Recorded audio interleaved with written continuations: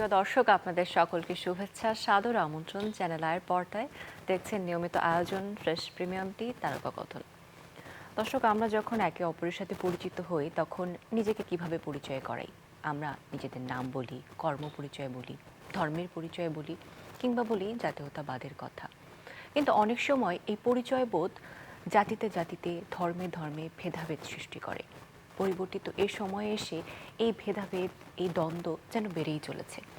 তবে আমাদের এই বঙ্গে এমন এক মহাপ্রাণ পুরুষের আবির্ভাব ঘটেছিল, যিনি নিজেকে কোনো জাতি, ধর্ম, বর্ণ কোনো কিছুর গণ্ডিতে আবদ্ধ করেননি, বরং তিনি মানুষকে শিখিয়েছেন মানুষ হওয়ার সাধনা।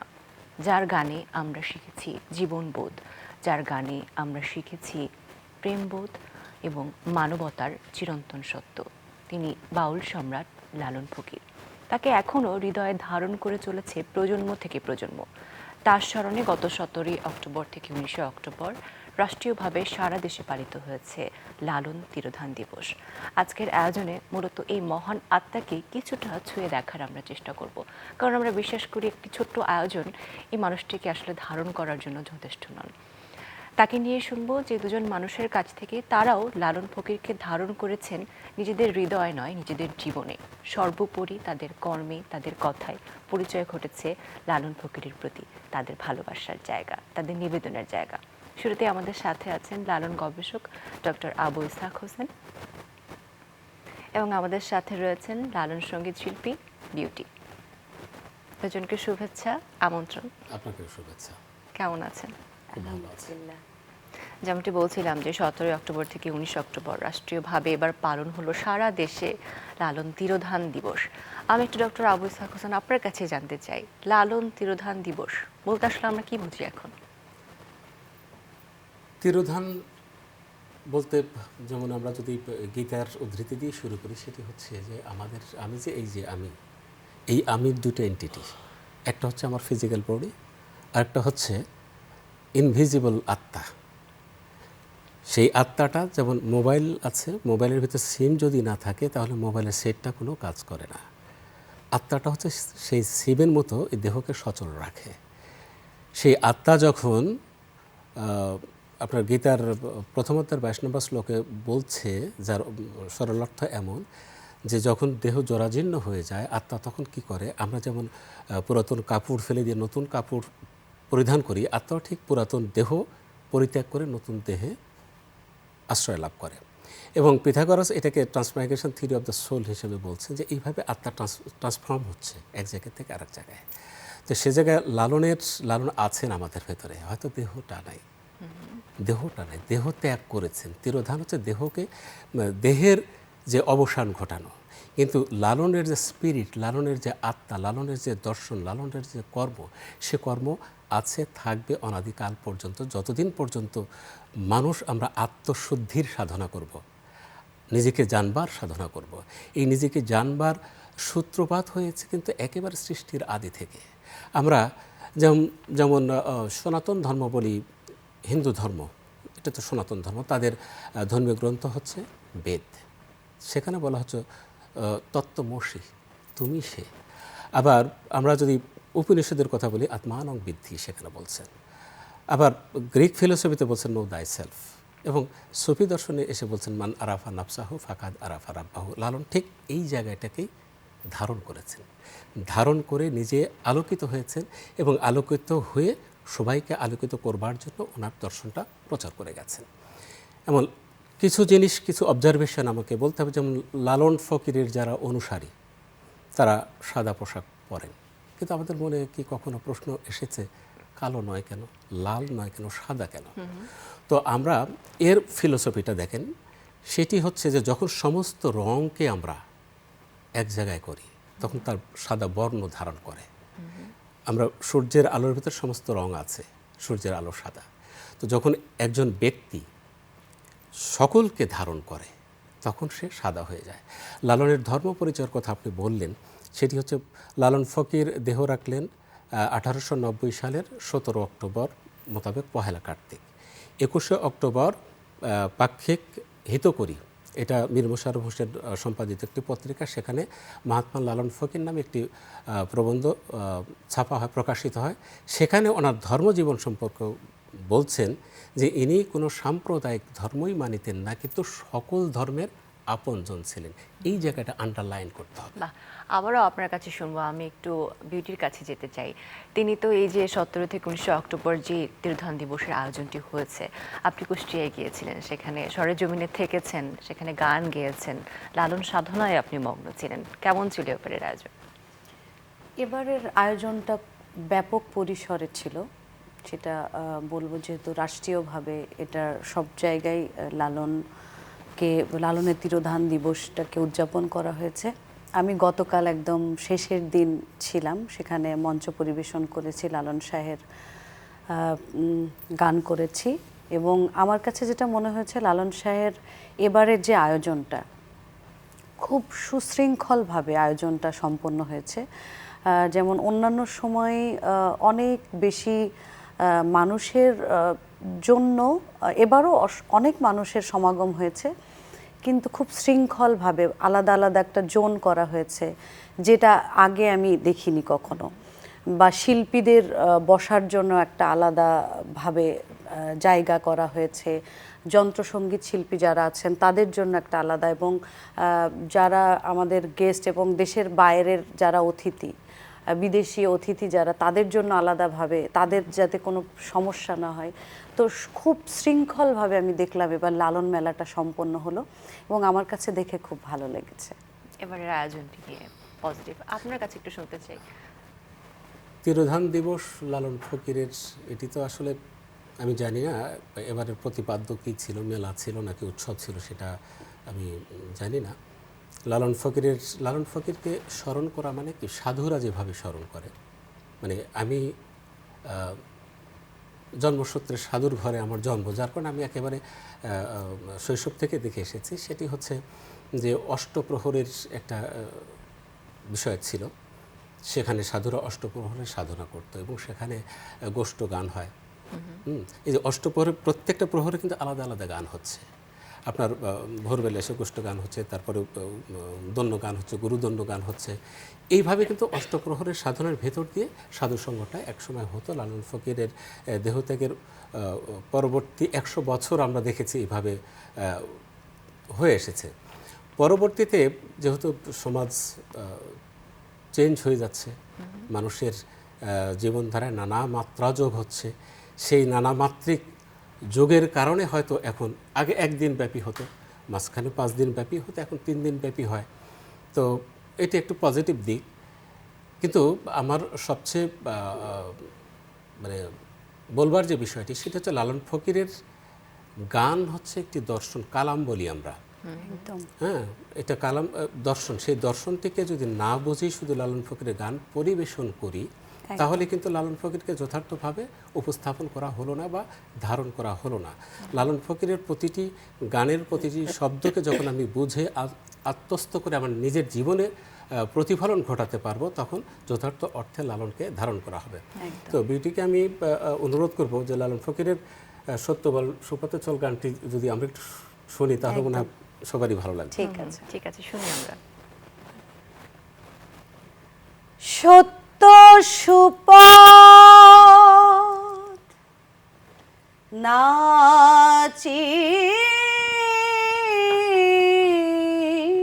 নিলে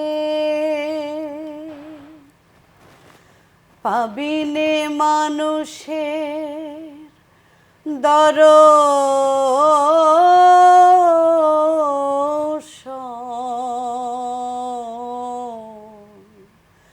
ওরে আমার মন, সত্য বল সুপথে চলো রে আমার মন, সত্য বল সুপথে চলো রে আমার মন।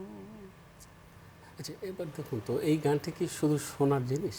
একদমই না। এটা কি শুধুমাত্র আমি বিনোদনের জন্য শুনবো? এই গানটি কিন্তু সকল ধর্মের জাতীয় সঙ্গীত হবার মতো একটি গান। একটি সত্য ঘটনা বলি। আমরা আপনারা শুনেছেন কিনা জানি না, আমরা যারা খুবই প্রাচীন মানুষ আর কি, ফাদার মারিনো রিগন উনি 1957 সালে বাংলাদেশে আসেন। ইটালির ভদ্রলোক, উনি চিকিৎসক ছিলেন। বাংলাদেশে এসে সেলাবুনিয়ায় উনি ওখানে খ্রিস্টান মিশনারির ফাদার হন। তো ওনার খ্রিস্টান মিশনারির যে চার্চের যে প্রার্থনা, সকালের প্রার্থনা শুরু করতেন এই গান দিয়ে। বাহ, আপনি চিন্তা করতে পারছেন? এবং আপনি যদি এই দুটো লাইন ধারণ করুন না, সত্য বল সুপথে চল, ওরে আমার মন, এই দুটো লাইন ধারণ করুন আপনার জীবনে। আপনি এখন দেখেন যে যদি বলি যে আপনার জীবনের উদ্দেশ্য কী, আপনি একজন মানুষ, তো আপনার জীবনের উদ্দেশ্য কী? শুধু কি উপার্জন করা, শুধু কি খাওয়া? এটার যদি আমি কোরআন থেকে বলি, কোরআনের সূরা বাকারার 30 নম্বর আয়াতে আল্লাহ বলছেন জীবনের উদ্দেশ্য। দেখেন আল্লাহ বলছেন ফেরেশতাদের উদ্দেশ্য করে যে ওয়াইস কালা রাব্বুক আলিল মালাইকাতি ইন্নি জাইনুন ওমাফিল আরদে খলিফা। উনি বলছেন যে পৃথিবীতে আমি, আল্লাহ বলছেন আমি আমার প্রতিনিধি প্রেরণ করব। এখন আপনি যদি আল্লাহর প্রতিনিধি হন তাহলে আপনার কাজ কি? প্রতিনিধি কি? আমরা অ্যাম্বাসেডর বলতে পারি, খলিফা বলতে পারি। তো অ্যাম্বাসেডর কি করে? আমার অ্যাম্বাসি আমেরিকাতে আছে, সেই অ্যাম্বাসির যে অফিসটা সেটি কিন্তু একখণ্ড বাংলাদেশ, সেখানে বাংলাদেশের পতাকা উড্ডয়ন হয়। অর্থাৎ ওই একখণ্ড ওই অ্যাম্বাসিটা বাংলাদেশের সরকারের পক্ষে সমস্ত কাজ করবে।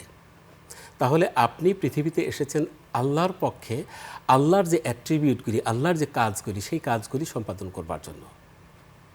প্রথম কথা হচ্ছে কি আল্লাহ সত্য। বাউলেরা খুব সুন্দর করে একটা কথা বলেন যে জ্ঞানী ধর্ম, ধর্মই সত্য, সত্যই আল্লাহ। তো এই যে যদি আপনি এই জিনিসটাকে ধারণ করেন ভেতরে, তাহলে প্রথমে কি করতে হবে? এই যে জ্ঞানী ধর্ম, এটা কোত্থেকে আসলো? এটাকে তো আমি কোরআন থেকে আনতে পারি। ইকরা শব্দ তো আছেই, বেদ মানে পড়ো, ইকরা মানে পড়ো। আবার কোরআনের 31 নম্বর আয়াতে আল্লাহ কি করলেন? আদমকে সমস্ত এই ইউনিভার্সের সমস্ত কিছু জ্ঞান দিলেন। জ্ঞান দিয়ে উনি তারপরে ফেরেশতাদের সামনে তাকে আদমকে রেখে বললেন তোমরা এবার পরীক্ষা দাও। যখন ফেরেশতাদেরকে বললো যে তোমরা আদমকে সেজদা করো, তখন ফেরেশতারা বললো যে না, আমরা আদম শ্রেষ্ঠ। তখন আল্লাহ বিভিন্ন নিদর্শন আনছেন, এনে বলছেন এটার নাম বলো। ফেরেশতারা বলে এর জ্ঞান তো আমাকে দেওয়া হয়নি। আদমকে বলছে আদম তুমি বলো, আদম বলে দিচ্ছে। তো এই যে তাহলে প্রথম হচ্ছে জ্ঞানই সত্য, সত্যই ধর্ম।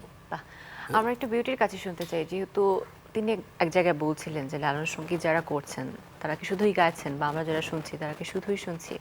আপনার কাছে প্রশ্ন, আপনি একজন লালন সঙ্গীত শিল্পী হিসেবে সকলের কাছে পরিচিত, আপনি লালনের গান কেন করেন? কি বলবেন, কি মনে হয়?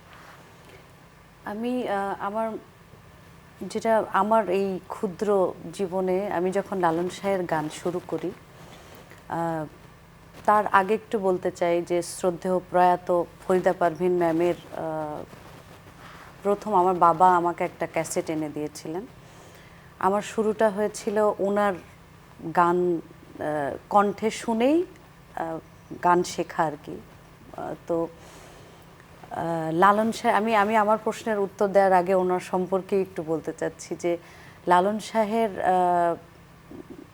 যেই ব্যাপ্তিটা, লালন শাহই তো নিজেই একজন ইনস্টিটিউশন, কিন্তু এই তার যে বাণীগুলো, ভাইয়া যেটা বললো বাণী বা কালাম, এগুলো সারা বাংলাদেশ তথা দেশের বাইরে যিনি সমৃদ্ধ করেছেন আরও খুব ভালোভাবে, সেই একদম আমাদের সেউরিয়া আখড়া থেকে যে গানগুলো উনি নতুনভাবে আয়োজন করে আমাদের মানুষের কাছে যে মানে লালন শাহের গান জনপ্রিয়তা বা যে ভালোবাসাটা সবার মধ্যে দেখি লালন শাহের গানকে ঘিরে, সেটার অবদান আমি মনে করি যে ফরিদা পারভিন আন্টি সেটা করে দেখিয়ে গেছেন। এবং সেজন্য আমি যদি একটু অ্যাড করি তাহলে বিষয়টা একটু পরিষ্কার হয়ে যায়। সেটি হচ্ছে যে আমি ভেবেছিলাম যে পরে বলবো, প্রসঙ্গ যেহেতু এসে গেছে, লালন ফকিরের গান সম্পর্কে একটু ধারণা দেওয়া দরকার। লালন ফকিরের একেবারে গত শতকের 60, 40, 60, 50, 70 দশকের যদি আমি লালন ফকিরের গানের বাংলা সম্পর্কে বাংলাদেশের মানুষের মনোভঙ্গি দেখি এবং বর্তমানের লালন ফকিরের গানের অবস্থাটা দেখি, তাহলে বিষয়টা ক্লিয়ার হয়ে যাবে। লালন ফকিরের গান একেবারে জানালার ওপরের গান বলতো। সাধু সঙ্গীত, সাধুরা ঘরের ভিতরে বসে তাদের আত্মশুদ্ধির জন্য গান করছেন, এই অবস্থায় ছিল। এবং সাধুরা এই গানকে বহন করে নিয়ে আসছেন প্রজন্ম থেকে প্রজন্মে। পরবর্তীতে যখন লালন ফকিরের ব্যাপ্তি প্রসার ঘটা শুরু হলো, তখন কুষ্টিয়া থেকে কিন্তু লালন ফকিরের গানের প্রসারের বিরোধিতা করা হয়।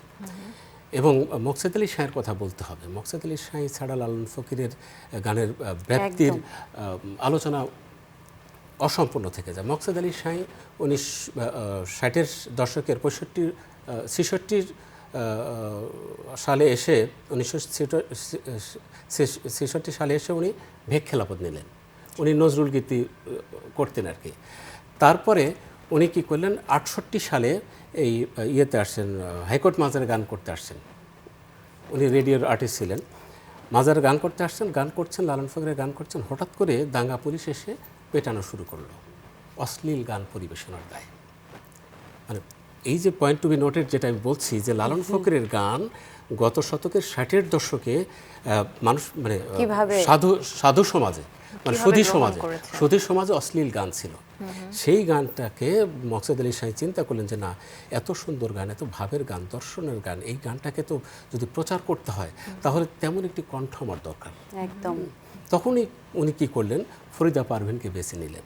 ফরিদা পারভিন ইতিমধ্যে উনি ক্লাসিক্যাল শিখেছেন, উনি নজরুল সঙ্গীত শিল্পী হিসেবে রাজশাহীতে এনলিস্টেড নজরুল সঙ্গীত করছেন। তখন ওনাকে উনি বললেন যে এটা উনি আমার বহুবার বলেছেন যে ফকির ফাকরার গান আমি করব না। পরে একটা গান ওনাকে জোর করে শেখানো হলো। এবং এই যে লালনের স্মরণ উৎসব যখন হয় তখন ফরিদা পারভিন গান গাইতে উঠলেন, গান করলেন সত্য বল সুপথে চল। এবং তখন সাধক যারা ছিলেন, সাধু যারা ছিলেন, তাদের ভিতরে একটা অনুরণন সৃষ্টি হলো। আরে এই তো সেই সুর, সাঁইজি যেভাবে, যে দরদ দিয়ে, যে আবেগ দিয়ে তার সাধনার কথা বলতে চেয়েছেন, সেই সুরই তো আমরা পেয়েছি। তখন ওনাকে আরেকটা গান গাইবার অনুরোধ করা হলো। উনি সরল স্বীকারোক্তিতে বললেন যে আমি তো একটা গানই শিখে এসেছি। এবং পরবর্তীতে দেশ স্বাধীন হলো, স্বাধীন হবার পরে লালন ফকিরের ব্যাপ্তি লালন ফকির নিজেই ঘটিয়েছেন। কিভাবে সেটাই বলছি। এটা সম্ভবত 73 সাল, আমার ঠিক তারিখটা মনে নেই, দোল পূর্ণিমার অনুষ্ঠানে। তখন এখন লালন ফকিরের যে চৌহদ্দিটা দেখছেন, এটা কিন্তু আগে ছিল ওনার যে সমাধিসৌধ যেটা আছে, এইটুকু এই গণ্ডির ভিতরে ছিল। ওই পূর্ব পাশে একটি ঘর ছিল, দোতলা ঘর, এর ভিতরে গুটি কতক মানুষ বা কয়েকশো মানুষ এখানে এসে সাধুসঙ্গ করত। তো ফরিদা পারভিন ওই বছর গান গাইতে উঠলেন, চারদিক থেকে মানুষ আসছে এবং মানুষে হুড়োহুড়ি করতে করতে প্রাচীর ভেঙে গেল। এক সাধু বড় কুদ্দুস মিয়া, উনি বলছেন যে আমরা বুঝে গেলাম লালন ফকির আর ছেউড়িয়ে থাকবেন না, ফরিদা পারভিনের কণ্ঠে ভর করে সারা বিশ্ব ঘুরবেন। এই যে আগুন ভেঙে দিলেন, এই যে প্রাচীর ভেঙে দিলেন। তো আমি ওইটা ভাইয়ের কথা ধরে যেটা বলছিলাম যে আমার প্রশ্নের উত্তর যে আমি কেন লালন শাহের গানে আসলাম, ওই যে আমার শুরু হলো ওনার একটা ক্যাসেট থেকে। প্রথম গান আমি শিখেছিলাম আমারে কি রাখবেন গুরু চরণের দাসী।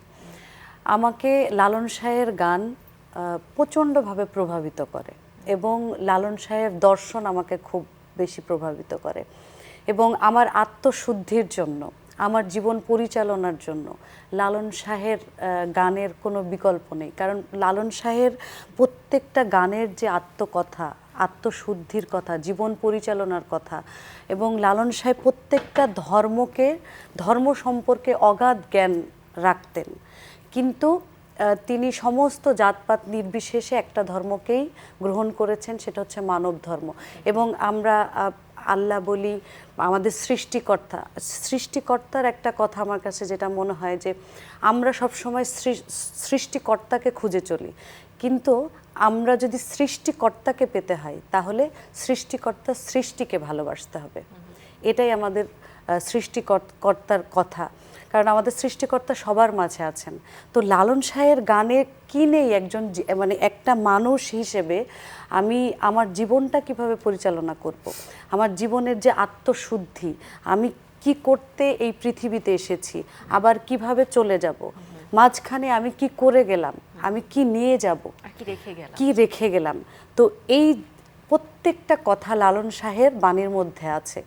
তো যে কারণে আসলে লালন শাহের গানের প্রতি আমার এই ভালোবাসা, এবং আমি কতটুকু করতে পারি জানি না, একদম নগণ্য একজন ক্ষুদ্র শিল্পী হিসাবে আমি চাই লালন শাহের গানকে ধারণ করে এবং শুদ্ধভাবে যেভাবে লালন শাহের গানকে ধারণ করতে হয় আমি সেই চেষ্টা করে যাচ্ছি।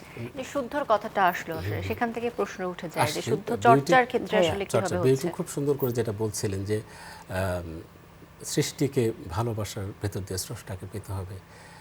যীশু খ্রিস্ট খুব সুন্দর করে বলেছেন যে তুমি যাকে দেখো তাকে যদি ভালো না বাসতে পারো তাহলে যাকে দেখো না তাকে ভালোবাসবে কীভাবে। একদম লালন ফকির ঠিক সেই কথাই বলেছেন, মানুষ ভজলে সোনার মানুষ হবে। তো মানুষের বাইরে তো আসলে কিছু নেই, এবং স্রষ্টা বলি, আল্লাহ বলি, গড বলি, যেটাই বলি সব মানুষের ভেতরেই আছে।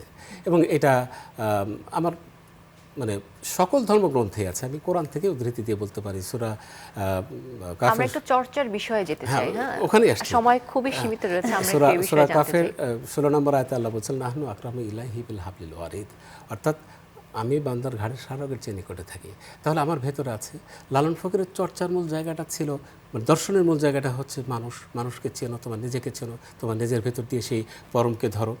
আচ্ছা, এখন লালন ফকিরের কবে থেকে গান রচনা বা গান বাঁধা শুরু করেছেন এর সঠিক ইতিহাস আমরা বলতে পারি না।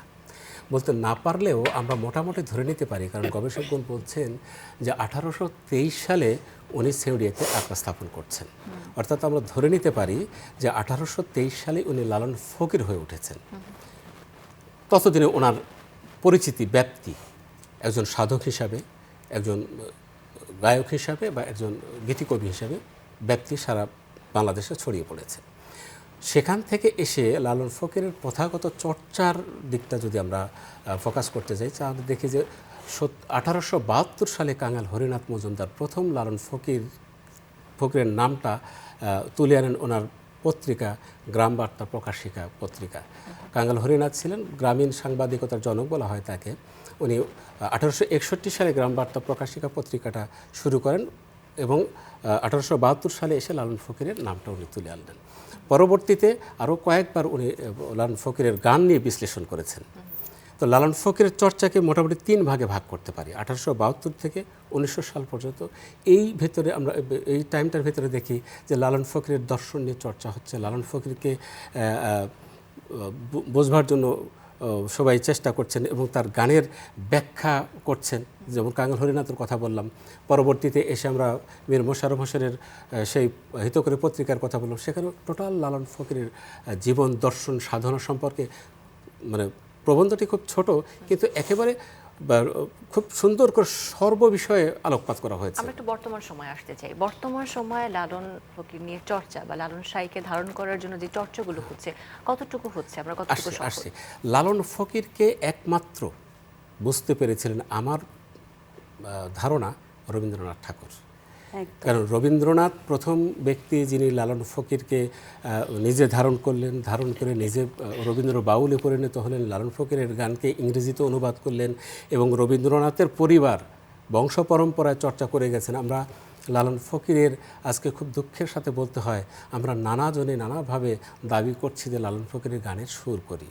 এটি একটি ধৃষ্টতা এবং অপরাধ আমার কাছে মনে হয়। তার কারণ হচ্ছে কি, লালন ফকিরের গান বাঁধবার প্রেক্ষাপটটা যদি দেখেন, গবেষকরা বলছেন যে ওনার ভিতর যখন ভাবের উদ্রেক হতো তখন ওনার শিষ্যদের ডেকে বলতেন, এই তোরা কে কোথায় আছিস, আমার পোনা মাছের ঝাঁক এসেছে, এই বলে উনি ভাবের ঘরে গান গেয়ে যেতেন। অর্থাৎ ওনার গান রচনার প্রথম বাহন ছিল সুর, সুরের উপর ভর করে ওনার শব্দগুলি এসেছে। সুতরাং লালন ফকিরের গানের সুর করাটা একটা অপরাধ আমার কাছে মনে হয়। সেক্ষেত্রে লালন ফকিরের গানের সুরকে প্রাতিষ্ঠানিক রূপ দিয়ে গেছে ইন্দিরা দেবী।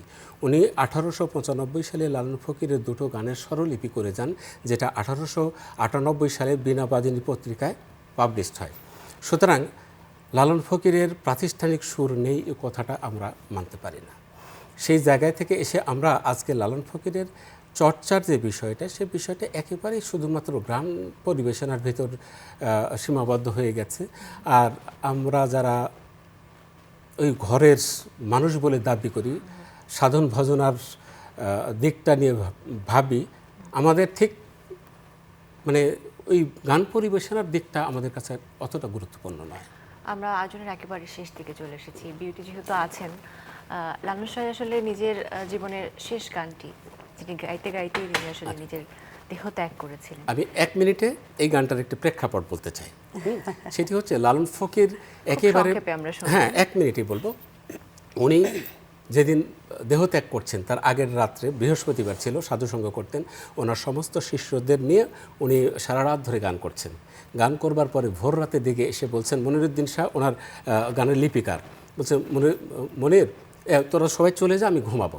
উনি সব শিষ্য চলে গেলেন, ওনার পাশে রইলেন মনিরুদ্দিন শাহ, দুদ্দুর শাহ, উজ্জ্বল শাহ, ভোলাই শাহ। তো হঠাৎ করে ছবি সাদিকের দিকে উনি চাদরটা মুখ থেকে নামিয়ে বলছেন, মনিরুদ্দিন আজ আমি আমার জীবনের শেষ গান গাবো।